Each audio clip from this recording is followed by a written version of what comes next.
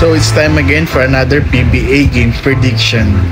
So ang first game nga is Battle of the Farm Team Terra Firma Jeep versus Northport Batang Pierre. Siguro nga lamang nitong Northport is nakalaro na sila, kaso natalo sila sa TNT.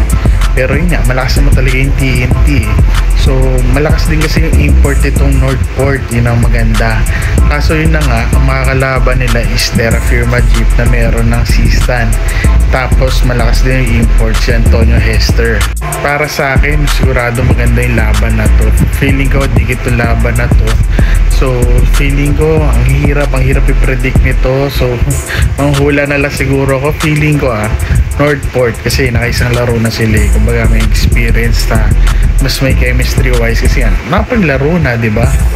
So ang second game na is Converge Fiber Xers versus Magnolia Templado Satchat. So yun na nga, habang wala pa talaga yung number 1 pick nila si Justin Baltasar, feel ko mahirapan to Converge. Pero magkakatalo na lang talaga kung malakas talaga yung kinuha nilang import, kasi di pa nakikita laro ng import na Converge eh. Pero feeling ko Magnolia ang mananalo sa game na to.